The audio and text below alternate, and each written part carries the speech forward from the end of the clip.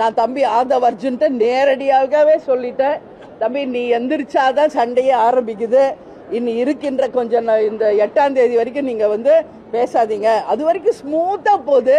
ஆதவ் அர்ஜுன் எந்திரிச்ச உடனே 4 மணி நேரம் சண்டையிலேயே போகுதுங்க, வேஸ்ட் டைம் வேஸ்ட். தம்பிக்கிட்ட அங்க நான் சட்டசபையிலேயே நான் சொல்லிட்டேன். அதனால உங்க பர்சனல் மோட்டிவ் எது இருந்தா நீங்க பொதுக்கூட்டத்தில் பேசுங்க, இல்ல இந்த மாதிரி பிரஸ் மீட்ல பேசுங்க, எங்கேயோ பேசுங்க, சட்டசபையில் பேசாதீங்க. அண்ணன் டீ சொன்னேன், இனிமேல் ஆதவ் அர்ஜுனுக்கு வாய்ப்பு கொடுக்காதீங்கன்னா அவருக்கு அம்மன் உட்காந்து பார்க்கட்டும் அப்படின்னு நான் சொல்லிட்டு வந்திருக்கேன். பாப்போம், அவர் பேசட்டும். ஆதவ் அர்ஜுன் நான் அகெயின்ஸ்ட் எல்லாம் இல்லை, நான் என்ன சொல்றேன், ஓகே அவங்க சொன்னாங்க விவாதம் அப்படின்னாங்க, right, I accept debates, I accept debates. எவ்வளவு நேரம் டிபேட்? ஒரு 5 to 10 minutes. உங்க கருத்தை சொல்லுங்க, அவங்க கருத்து சொல்லட்டும், அதோட போதும். மக்கள் பிரச்சனைக்கு வந்துருங்க. அதை விட்டுட்டு தொடர்ந்து சண்டை சண்டை சண்டை சண்டை, நீங்க அப்படி பண்ணீங்க, நீங்க இப்படி பண்ணீங்க, இவங்க அவங்கள குத்தி காமிக்க, அவங்க இவங்களுக்கு இப்படியே போயிட்டு இருந்தா அதுக்கு சட்டசபைக்கு வரும். இங்க இருக்கிற எல்லாருக்கும் ஏதோ எவ்வளோ வேலை இருக்கு, எல்லாரும் வேலை விட்டுட்டு எதுக்கு வரோம்? நம்ம கடமையை ஆற்ற வேண்டும். இன்னைக்கு ஒரு சட்டமன்றத்தில் நம்மளை தேர்ந்தெடுத்து அனுப்பியிருக்காங்க அந்த மக்கள். நம்ம என்ன அவங்களுக்கு பத்தி பேசுறோம் சட்டசபையில, தொகுதி பத்தி நம்ம என்ன பேசுறோம், ஒவ்வொருத்தரும் கீழே வாட்ச் பண்றாங்க இன்னைக்கு.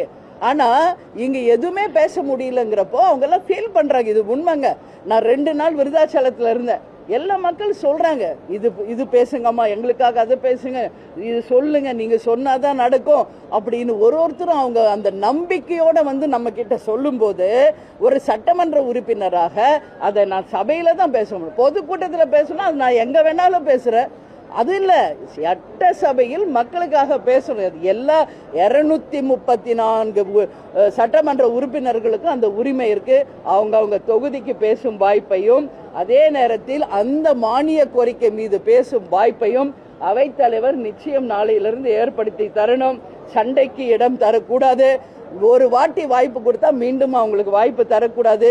எல்லாருக்கும் 5 minutesன்னு நீங்க முடிவு பண்ணி நாளையிலிருந்து சொல்லுங்க. நான் அவைத்தலைவர்ட்டையும் சொல்லிட்டு வந்திருக்கேன், தம்பி ஆதவ் அர்ஜுன்ட்டையும் சொல்லியிருக்கேன், அங்கிருந்த அமைச்சர் பெருமக்கள்கிட்டையும் சொல்லியிருக்கேன்.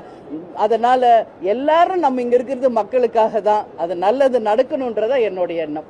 அறிவிப்புகள் எப்பயுமே பின்னாடி தான் அறிவிப்பாங்க, முன்னாடி அறிவிச்சலாம்னு சொல்றாங்க. சரி,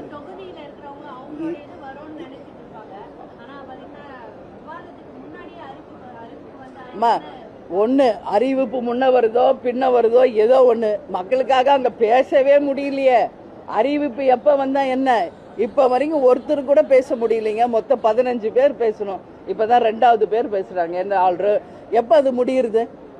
யாரும் சாப்பிட்றது இல்ல, எல்லாரும் டயபெட்டிக் இருக்கு, ஏஜ் இருக்கு, எல்லாருக்கும். இப்ப நீங்கெல்லாம் சாப்பிட்டீங்களான்னு எனக்கு தெரியல, நிச்சயம் நீங்க சாப்பிட்டுருக்க மாட்டீங்க இல்லையா?